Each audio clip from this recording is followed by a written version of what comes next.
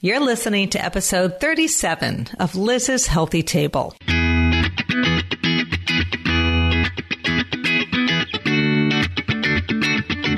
Looking for a healthy new way to feed your family without the hassle and hype?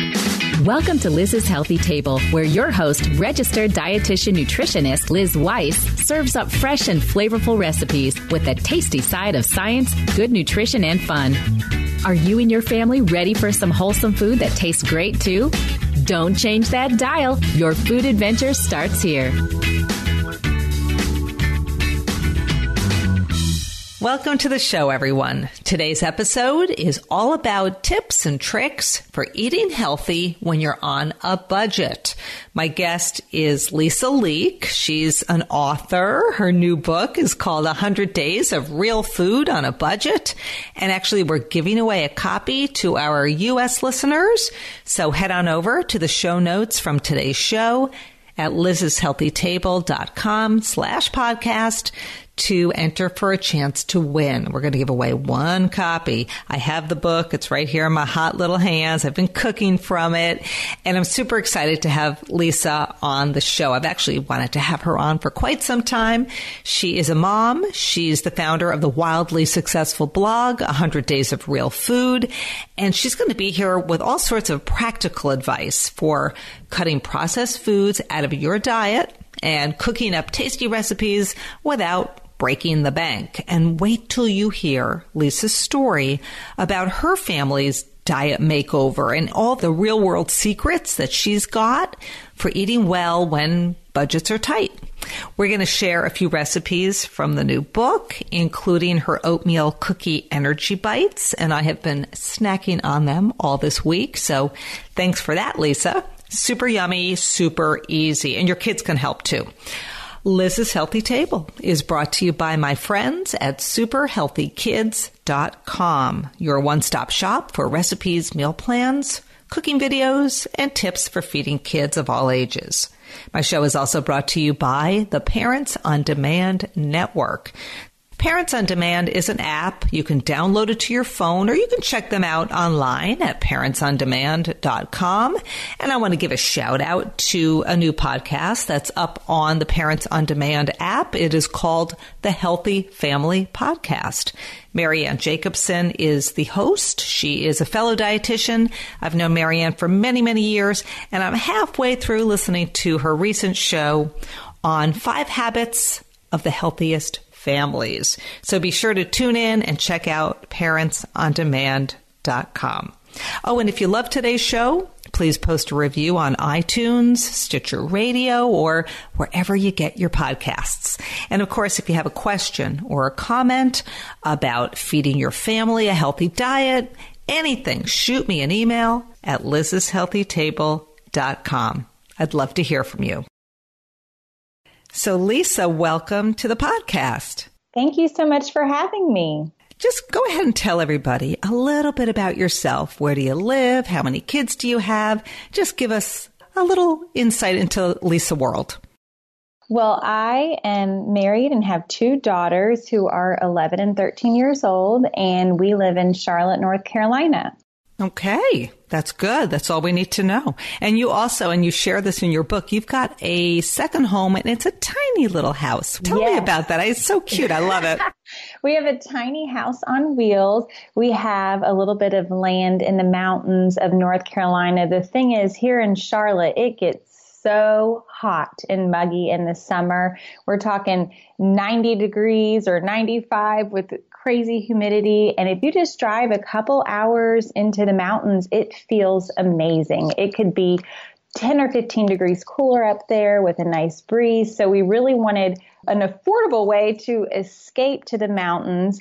And so we decided to go with a tiny house on wheels.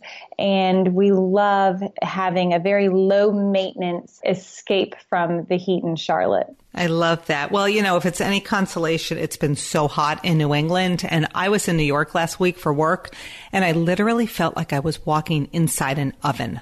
It was so hot. It's sad how hot it is now. It's just unpleasant. So it's really, really nice. I mean, when we escape up there, it feels like fall pretty much every time, no matter, what month we're in the summer. So we really, really enjoy having that escape. That is so nice. And, you mentioned the word affordable, and we are talking about your cookbook, which is all about cooking on a budget, healthy meals. But before we dig into your new cookbook, I just want to talk a little bit about 100 Days of Real Food. I know you've got millions of followers all around the world, but for people who don't know you that well, and in fact, I have a podcast listener and I have a closed group, a podcast posse, I call it, on Facebook. And Jessica, one of our posse members, when I posted and I said I was having you on the show, she says, "This is crazy. I just found a pin on Pinterest the other night from Lisa." And then I signed up for her newsletter after reading more about her. She says, "This is perfect timing." Oh, and good. So she looks forward to hearing your thoughts on clean living. And she said she's super excited. It was kind of meant to be. So tell Jessica and everybody else a little bit about 100 Days of Real Food, kind of how it all came into being. Well, back in 2010, which is hard to believe, it was 8 years ago now, we were just like any other suburban family, not really putting a whole lot of thought into where our food came from. And one night, back when Oprah had her show, I watched her interview Michael Pollan talking exactly about where our food comes from. And I realized, wow, I don't think I have any idea. I might need to pay attention to this. So I went on to read his book, In Defense of Food, and learned that a lot of what I thought was healthy and that what I was feeding my family was actually highly processed and what he referred to as food-like substances. So I felt compelled to completely overhaul my family's diet. I lost sleep at night wondering, what would I feed my kids if goldfish and fruit snacks were no longer options?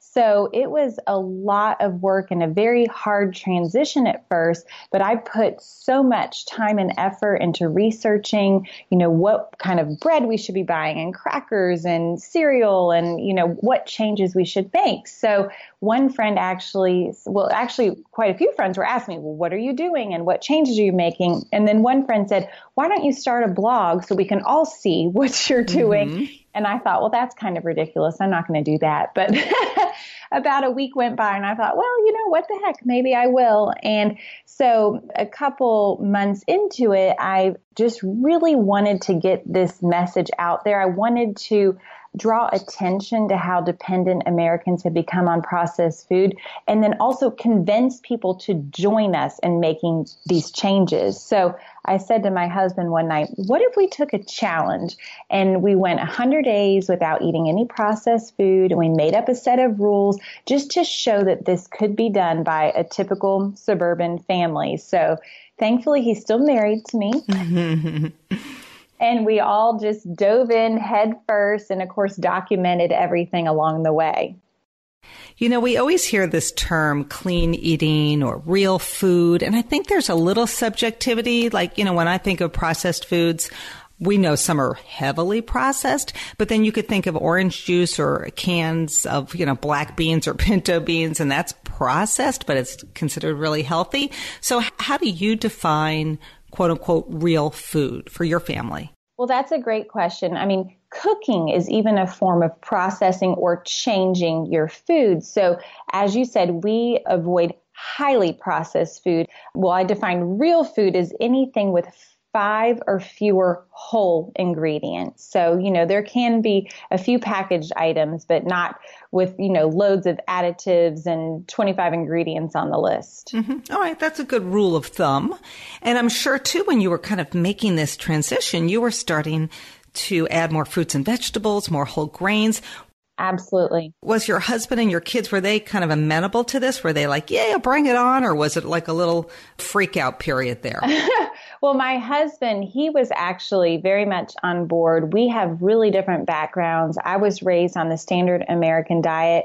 And at one point in his childhood, his parents were actually hippies all on a hippie commune with other relatives. So he was kind of ready and waiting to get more back to the basics. Now, we took it way further than he ever imagined, but he was definitely supportive. And my kids, they were young at the time, but I do think what you said is 100% true. If you get processed food off your plate, you have room for more fruits and vegetables or whole grains, and it will displace, something processed you might have had instead. Good stuff. And, I remember when you first started this journey of yours, I had a platform at the time called Meal Makeover Moms, and we were sort of doing the same thing. And I don't know if I saw you online or Dr. Oz. At some point, I was aware of you and your mission. And so I was just kind of curious because here you are, a mom living in the suburbs, and suddenly you're kind of thrust into the media spotlight when this campaign of yours took off. What was kind of the scariest time for you? Like, oh my gosh, I can't believe I'm on the Today Show or I'm on whatever, what was the moment you thought, wow, this is like really crazy stuff? Well, probably was Dr. Oz. I do feel like some of my initial national media, I don't know if I felt ready enough to do it, but of course I wasn't going to say no. I've had the great opportunity to go on our local TV show, the Charlotte Today Show, quite a few times. That has been just wonderful practice. But at first, it was definitely a lot and very overwhelming to see the behind the scenes of how these shows work. A lot of them are scripted. I'm not an actress, so it's kind of hard to make sure I remembered everything I was supposed to say. But gosh, I sure put everything into it that I could. I very recently, with my newest book, just went on Good Morning America. And it actually is the point where it's more just fun now. I feel like I've had enough experience. I tell myself, like, I've done this before. I can do this again, to the point where I can enjoy it a little bit and not just be scared to death the whole time. Good stuff. I was actually in New York last week. Like I was telling you, I was doing some cooking videos for a client. And I don't know who it was, maybe the food stylist or somebody said, "Are you an actress?" I'm like, "No." I said, "I'm a dietitian. Come on. I'm a cookbook author." It's like, this is what I do. You have to wear a lot of hats in this business. Mm-hmm. And a lot of makeup too, FYI. Ooh, yes. I have a lot of makeup on. Maybe a little too much. Yes. Lots of help. You bet. So you wrote a couple of books, and your latest book is 100 Days of Real Food on a Budget. So why did you write this book? Why did you go from, your mission, 100 Days of Real Food, to this hook, this new hook of budget, budget friendly? Why did you decide to write the book? Well, as I mentioned, we did our initial 100 Days of Real Food pledge. And during that time, the feedback was great. But one thing that I kept hearing over and over is, this sounds wonderful. I'd love to do this, but it's too expensive for my family. So we actually went on to do another 100 Days of Real Food pledge on a budget. This was in the fall of 2010. And I asked my blog readers to vote on how much we could spend for our family of 4. And the winning number was $125 a week. And amazingly enough, if you were on full food stamp benefits with the SNAP program, you would actually have $167 a week. So I felt like it was a really good number for us to stick to. Of course, I have more resources than one might have on food stamps, but I documented everything along the way, how much we spend, and then we had a separate amount that we could spend. I think it was like $25 to go out to eat. So we had to be very specific about, what was included, obviously not buying paper towels and things like that, and what was not included. So I felt like that was going to hopefully prove to people that this can be done on a budget. So you wrote the book, and it's filled with lots of recipes and lots of tips. So I thought maybe we would start out by just talking about some of your budget-friendly tips. You have so many in the book. Give me maybe your top 5, and start with cutting back on food waste, because Sue Peterson, who's another follower on Facebook, she said that her biggest problem going from processed to whole foods is food waste. And so she really wants to address this, because, you go out and you buy herbs, or you buy some, blueberries, and before you know it, they've gone bad. So give us some tips just to start off on how to reduce food waste. It's such a huge problem in this country, and it really can break the bank, on your food budget. That is exactly right. Throwing out food is like throwing money down the drain. And every year, the average family tosses out thousands of dollars worth of food.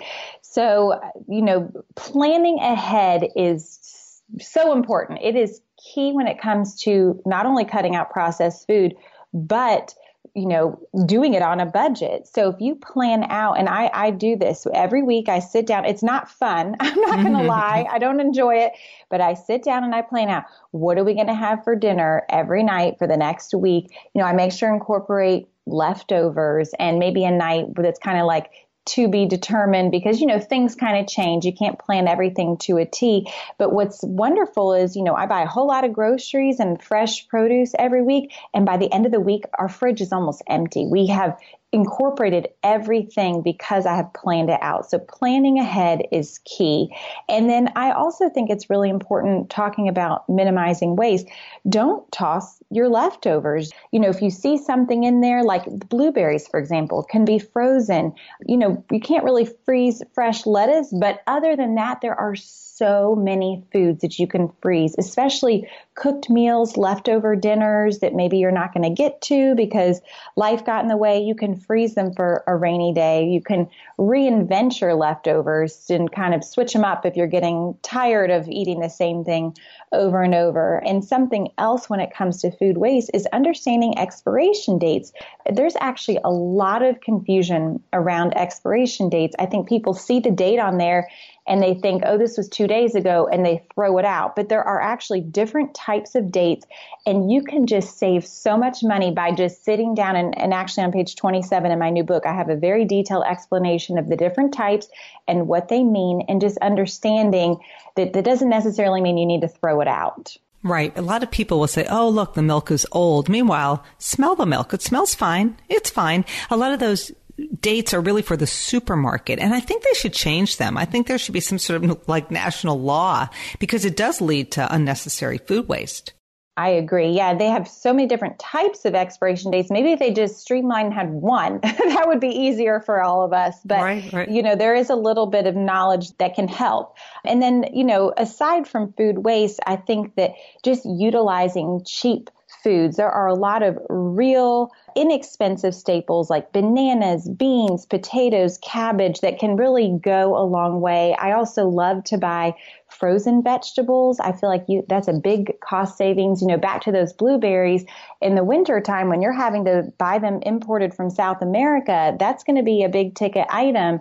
And, it's much more affordable to just go in the frozen produce section and pick up a bag. And the produce is actually frozen at the peak of freshness. It's actually a very healthy choice as well. It's better than canned, for example, from a nutritional standpoint. So that's another tip. And then I also think there are some nice to haves, not need to haves. So, that's another way to save money. Meat is an example of that. You don't need to have meat every single night with dinner. We try to incorporate 2 or 3 vegetarian dinners ourselves, which is actually another healthy choice aside from saving money.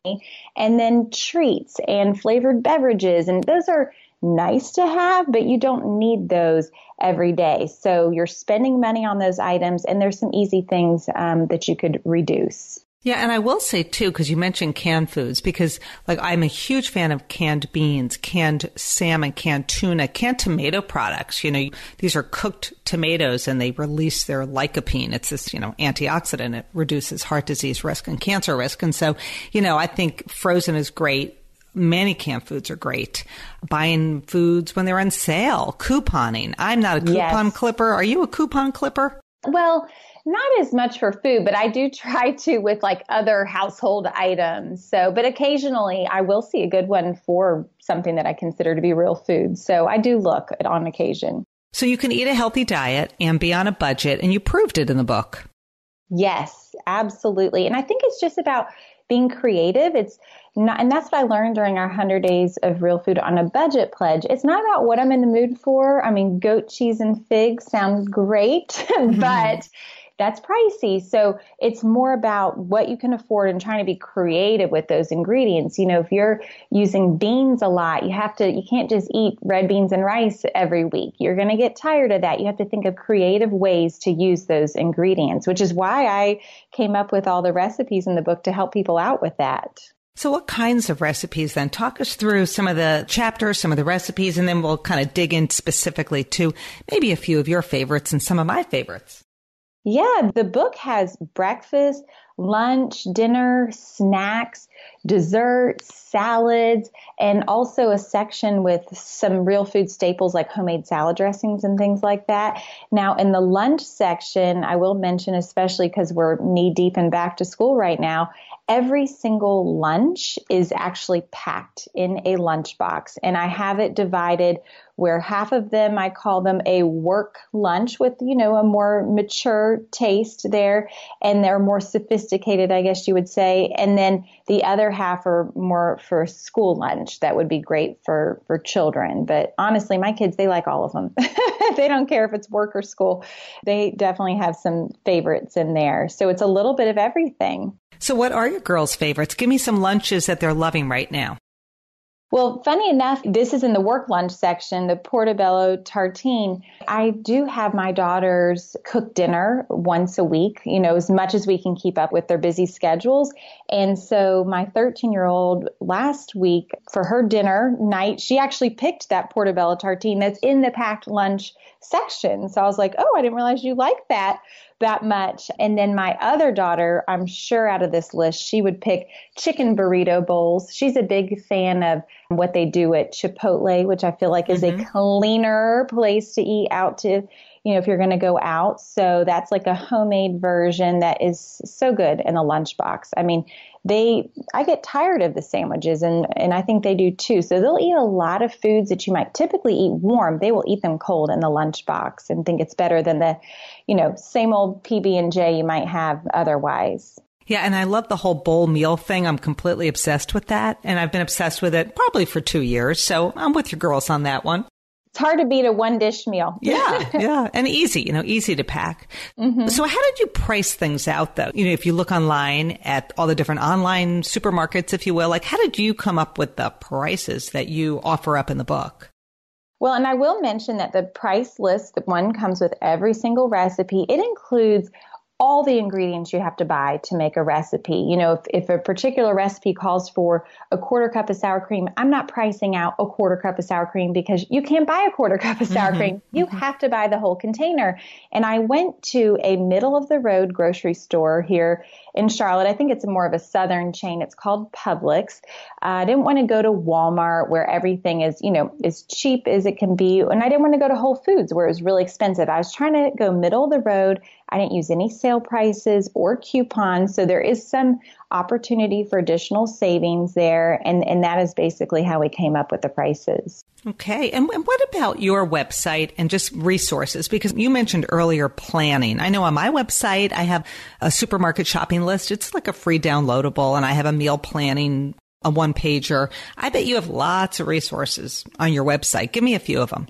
Yes, we have meal plans also, and we're actually partnering with a company called Prepare where you can get a customized weekly meal plan that you could, use every week with your family. I do think planning ahead is so important. There are a lot of resources out there that will plan your dinners for you.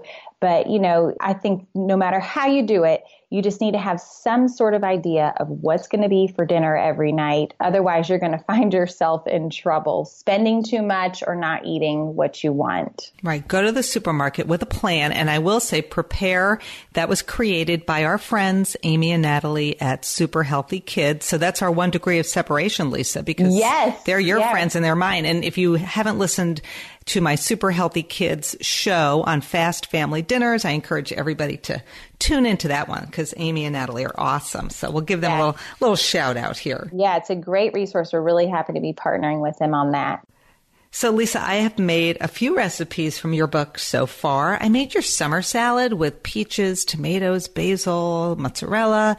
I have been in love with peaches this season. They've just been awesome. Tell everybody a little bit about that salad and why it's your favorite summer salad. Well, I love the whole tomato, mozzarella, basil combination. So I have sort of morphed that into so many different dishes. I'll do it grilled on a panini or with, pasta, and pesto is more of a pasta salad. So this is like another variation of how many ways can I eat this salad. So I just decided that peaches would be wonderful with the balsamic vinegar and the basil that you normally put in there. And I just decided to combine it all together, then put it over lettuce to make it a little bit of a heartier dish. And I agree with you. The peaches have been so good this summer, and I'm just loving that combination. And talk to me a little bit about eggs, because I also made your scrambled eggs with zucchini, with shredded zucchini, and which is so great for summer as well. But I feel like eggs are so nutritious. They are so nutritious, and they are affordable. Absolutely. And I mean, there's so many different types of eggs that you can buy, from just your basic, option at the grocery store, all the way up to some from pastured chickens, which means the chickens are on a green, field of grass. So they're not just free range out in a dirt field or just have a little bit of outside time. Pastured really tells you a lot about what is happening with those chickens. And I mean, I love eggs. I know there's been a trend of egg whites and, you don't want too much cholesterol, but I think just the whole egg is the way to go. And that is a whole food that our ancestors have been surviving on for centuries before us. So it is definitely a staple at my house. And here's the thing. When people throw out that egg yolk, that is food waste. Yes. And the egg yolk is so nourishing because you get choline, which is good for brain health. You get healthy fats in eggs. I actually buy the omega-3 eggs. And so the whole egg, and even the dietary guidelines no longer say you need to be worried about cholesterol every day. So I say bring on the eggs. They're versatile. I love your scrambled egg bake there with zucchini, and you've got cheese in there and green onion. It's so awesome. And it's so easy too. It's so easy, and it cooks. Plus eggs, they cook so quickly. So I know people are racing out the door on a busy morning, but it really takes no time at all to fry up an egg in the pan. That's right. And then, of course, zucchini's in season, so it's going to be less expensive, right? When food's in season, that's when we kind of should be shopping for it. Absolutely. Yes, I could not agree more. So when you're up there at your house in the mountains, any farmers markets, is it sort of are there any farms kind of nearby, or is it just too kind of mountainous?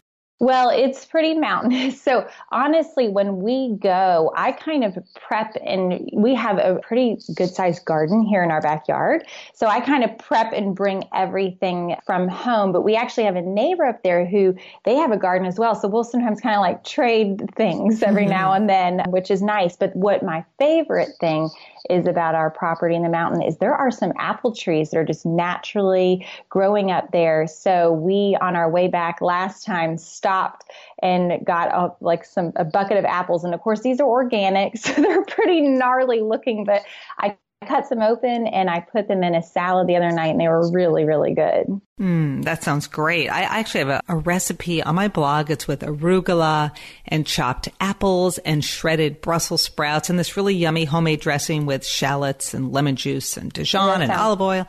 Yeah, and good. You know how you sort of forget about recipes you create because they've been on your blog for a while, and then somebody will post a comment and you're like, oh, I got to make that again. I know. You forget.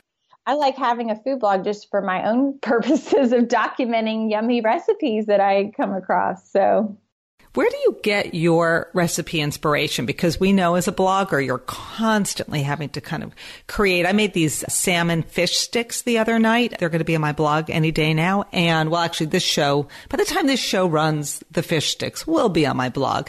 And a friend of mine tried them and she said, where'd you get this recipe? I said, I just created it. This is what I do. Yes. I think really just a mashup of, I'm always paying attention to food, whether I'm out to eat or I'm looking at a food magazine, or, you might make a pasta, for example, and think, oh, I love the combination of ingredients. And then you start thinking, gosh, this would be good maybe on a pizza, so it sort of morphs. I think definitely inspiration helps. Now, when I very first started, I started off by taking a lot of favorite recipes that used processed ingredients like white flour or sugar or a can of cream of mushroom soup. And I started by trying to, make over those recipes to use real food ingredients. And then that kind of turned into making up my own recipes eventually. Mm-hmm. We have a lot in common, Lisa. This is how I roll. I mean, this is like how I get through my day, right? I'm like, I can make that healthier. Yes, exactly. And also just kind of shaking things up, variety, because you want your family to eat a healthy diet, but you can't give them the same thing, day in and day out. Yes, I agree. We eat a huge variety of different types of meals. I mean, any given week I might be making Italian and then Asian and, Indian. I love to make different foods and give my children that experience growing up. So they're not those picky eaters that, will only eat a few certain things when they leave the house. That's right. I'm with you on that. Okay, so yesterday I made your Oatmeal Cookie Energy Bites. My daughter loves those. So this recipe was so easy because it calls for rolled oats, and I'm going to blog it because your publisher told me I'm allowed to. So I'm going to blog this one. So I used quick cooking oats, and that's a whole grain. Yes. You call for peanut butter, raisins, and raisins, by the way, have no sugar added, maple syrup, and ground cinnamon. And I did cheat a little bit, and I added some dark chocolate chips. I just could not resist. I kind of made this into a dessert. That would be a good addition for a special treat. Yes, ma'am. Well, I did sort of half raisins and then half chocolate chips. And you could use the mini ones. You don't need to add a lot, or you don't add them at all. But it was so easy because I just put everything in a bowl, and then I used a wooden spoon and just kind of mushed everything together. And then I rolled everything into balls, and I popped them in the fridge. And it probably took 5 minutes. This is a great recipe you can make with your kids. So you said your daughter loves this. Like, I think this would be great in a lunchbox, or like having it as a morning snack for the elementary school kids who still get to pack a snack. Yes, or just when they come home from school, or like you said, it is great in the lunchbox, holds up really, really well. Yes, my older daughter, she's actually on the gymnastics team, so she is hungry a lot from all the conditioning and stuff that they do. So that is a fabulous filling snack that you can have on hand that you can feel good about giving them. And I would have that with a glass of milk. Do you guys drink cow's milk, or do you do a milk alternative? We do cow's milk, but we don't really drink it. We just have it in our cereal or in our coffee. Now, when my kids were little, they used to drink milk a lot and they loved it. But that was one of the changes I had to make when we cut out processed food. I started buying a higher quality, more expensive milk. So I said, well, we're going to have to cut back on our consumption. So we do buy and drink milk, but just mainly with like a breakfast, and that's it. So what do you do about calcium then? Well, I feel like, when they get the milk with their breakfast or just with other foods, we don't track calcium, protein, or really anything that we're consuming. I feel like it's part of eating real food. If you're just eating a variety of whole foods with plenty of vegetables and fruits, of course, and sort of having some of those sweets and things in moderation, the rest will kind of fall into place. Right. And, there's yogurt, there's cheese, there's, almonds. They contain calcium.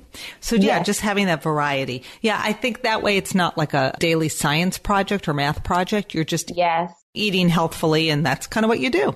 Yeah, I think it kind of takes the fun out of eating. And, again, I like to look at how our ancestors have survived for centuries before us, and they were absolutely not tracking any of that. So, and other cultures don't really track either. We're one of the only ones, and I'm not sure that it has as many benefits as people might think. So we just kind of eat a variety, and we do like cheese that you mentioned. Mm-hmm. But we just try to eat a variety with plenty of produce, and the rest falls into place. But I will say the other very important part of that is to stop eating when you feel full. And I feel like that is easier said than done for a lot of people.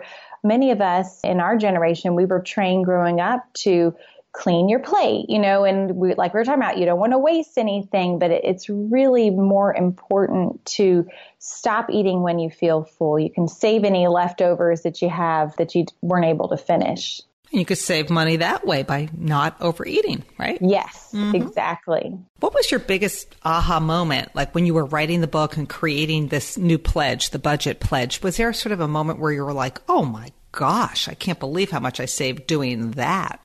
Well, I have to say I was excited when I came up with the meal plans. I have 4 seasonal meal plans in the book, and they incorporate all the recipes, and these are dinner plans, but they are for a family of 4. And when I added up all the ingredients, and again, this is to buy the whole package of ingredients, so you will have things left over when you're done. I was really excited for the first one I added up came up to $92. I was kind of nervous, you know, like, what's it going to be for a week's worth of really healthy, made from scratch dinners for an entire family of 4? And I was pretty excited that we were really close to the $100 mark for all of them. Fantastic. So what's next on the horizon for Lisa Leake? Like, I know you've just come out with this book and you're spreading the news, but I'm sure you have something kind of cool in your back pocket.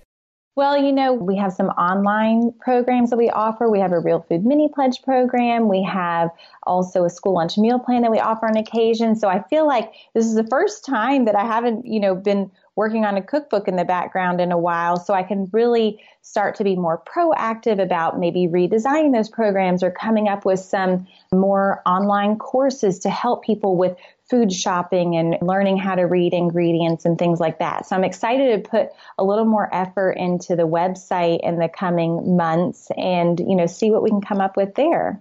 Good stuff. So your book is 100 Days of Real Food on a Budget. I love the book and I want to keep cooking from it. Anything else you want to share that we haven't touched on? Because I want people to go out and get your book. We are doing a giveaway, U.S. only, I believe. And so if you don't win the giveaway, go get the book. But anything else, Lisa, that you want to share? Well, I do like to share with people, just when it comes to cutting out processed food in general, you know, don't get so overwhelmed that you give up altogether. You know, it is a big change for a lot of people. Any big change in life can be hard, especially at first. So I would just say to remember that any small changes are better than none. You know, maybe start with breakfast. And once you figure out how to clean up breakfast, you could move on to another meal of the day. But definitely don't get so overwhelmed that you give up. Any small change is a great move in the right direction. I love that advice. And good luck to you. And thank you, Lisa, so much for being on the podcast today. Thank you for having me. We'll have you on when your next book comes out. Whatever that is. Might be a little while. Okay. I will not hold my breath, but I'd love to have you back on. Thank you. And thank you, everyone, for listening to today's podcast. If you love the show, post a review on iTunes, Stitcher Radio, wherever you get your podcasts.